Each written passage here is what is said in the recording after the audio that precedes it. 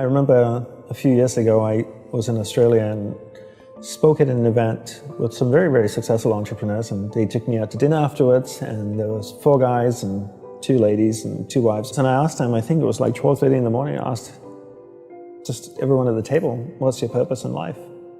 Nobody could answer. 2 people said, I don't know. 2 guys rambled on for 5 minutes, which meant they had no idea. One lady had no, one of the wives said, I don't know. The other wife started talking, and then she broke down and attacked her husband. Simple question, what's your purpose in life? No idea. What color is your tie, Brian? I think it's red. It's red, right? I mean, not very difficult to answer. But people don't know because they never spend any time with themselves. I always say, people make time for everything and everyone else in their life, but they never make time for themselves. If you go up to someone who you know and say, like, would you like to catch up for coffee? Let's do coffee. They're like, oh, I can't this week, but I can next week. How about Thursday, 7 p.m.? Perfect. I'll see you at this place. When was the last time someone is willing to take time out of their life to spend time with themselves? So if I wanted to get to know you, and we've had one dinner and had a great conversation, we're spending time here. If I wanted to get to know you, I would have to spend time with you. We'd have to meet up for coffee, a glass of wine. If I really want to get to know you, maybe we meet up once a week. Every Friday night, we go out for a glass of wine, we chat for a couple of hours. After a year, I'd get to know you really well, you get to know me really well. But it requires me spending time with you. So if you want to get to know yourself, you need to spend time with yourself.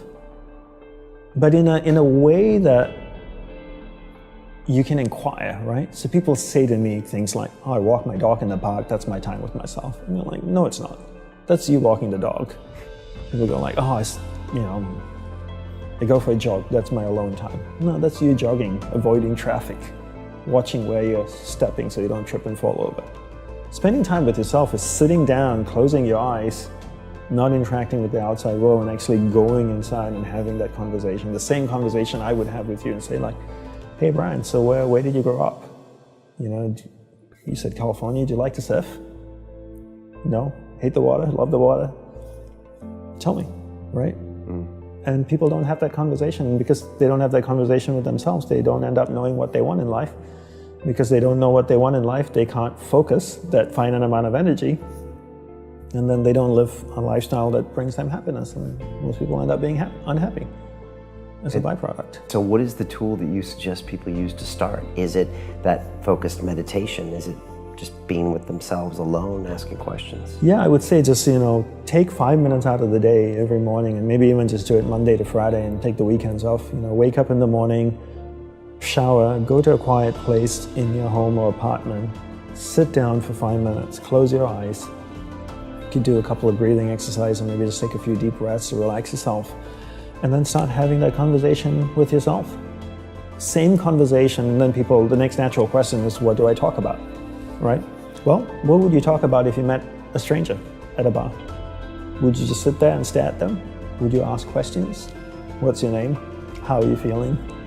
What do you think about the election in America? Ask yourself these questions. Have a conversation the same way you would have with a stranger with yourself.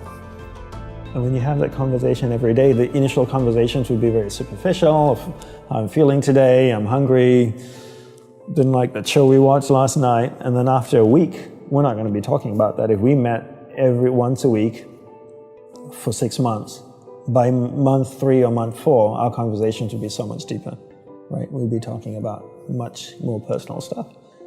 And then you'd really get to know yourself. Right, and you're diving deep and just trying to find out what you really want, what motivates you. Right. Who you are, how you're treating the people you love. Exactly. How you're treating yourself. Right. And that conversation doesn't happen on day one. Sometimes it does, but most of the time it doesn't. It comes after the 5th or 6th or 7th conversation, when you feel comfortable, when you can trust the other person with more deeper personal stuff. The same way you have to trust yourself too. Yeah, once you close your eyes and go inside of you, you realize that you're going to see things that you love and things that you don't love, and you have to be prepared for that. And most people can't handle that. They can close their eyes and go in and see all the things they love about themselves, but the things that are unpleasant makes them open their eyes and go, this is absolutely useless. I could definitely use my time in much more productive ways. And then they get up and they leave. That's the reaction when they kind of see something they don't want to engage with. Okay. Why am I sitting here? It's an absolute waste of time. I got a to-do list, I can go get things done. This is just a waste of time. And temporary temporarily feel better or feel like you accomplished a goal or something, when in fact you still don't know why you're here, what your purpose is, etc. Exactly. So the same way like you get to know someone you love, right? You see all the good things about them and all the not so good things. This is part of the package, right? But you love and accept them because you love that person. The same way you need to take that approach with yourself. But you can't know what you want until you spend time with yourself.